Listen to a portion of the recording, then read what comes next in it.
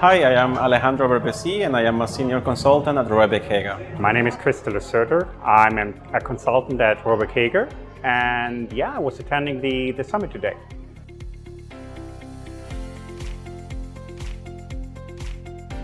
I feel that as climate change materializes and we see the impact it has on us and our lives and societies, we all will be to different degrees green consumers. So I don't think it will be necessarily looking towards the future a niche thing. I sometimes think, hey, it's a doomsday scenario.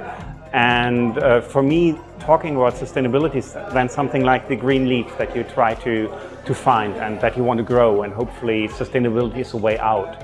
So it is important. Do I do much for it other than cycling? No. But hey, that's me.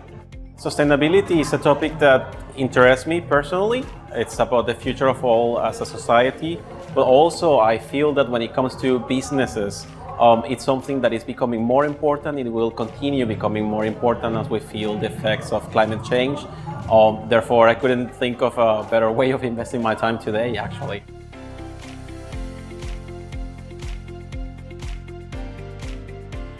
People were talking about system change, but it's not the new system that is actually the issue. It is more, how do we get there? The change is the issue.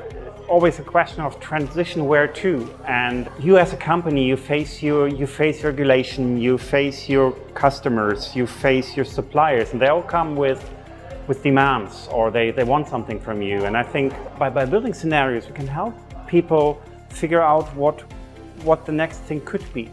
Like, you have to make investment decisions today. You have to think about, okay, do I change my supply chain? Do I do this? Do I invest into new manufacturing technologies? And I think by thinking strategically or systematically about how the future could look like, your decisions get better. And I think this is where we can add value. And then we would help with the transition. Still today, sometimes for some companies, there is a conflict between being sustainable and being profitable. And really the solution is finding where both converge, being sustainable and profitable at the same time. And I think that through scenario making and thinking about these different ways the future could turn out to be, we can help our customers to be prepared for these different realities and consider the different implications that sustainability can have on their business.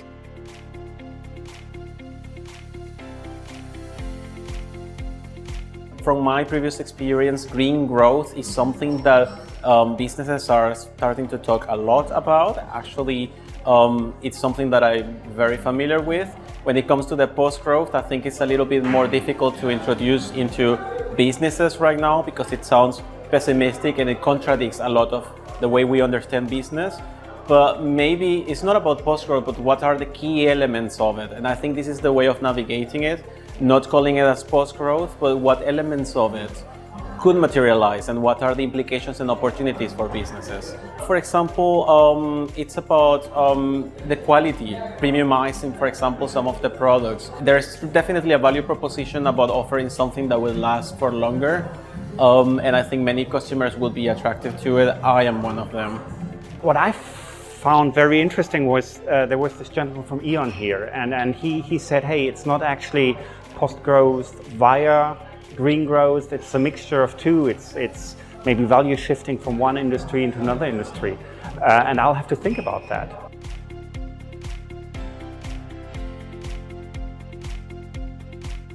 My hope for the future will be really that most businesses, if not all, see the opportunities that there are in producing a better world for us all. I know it sounds like a very political answer, but I really think it's possible, and there's a lot of business potential in the SDGs and in trying to build better societies.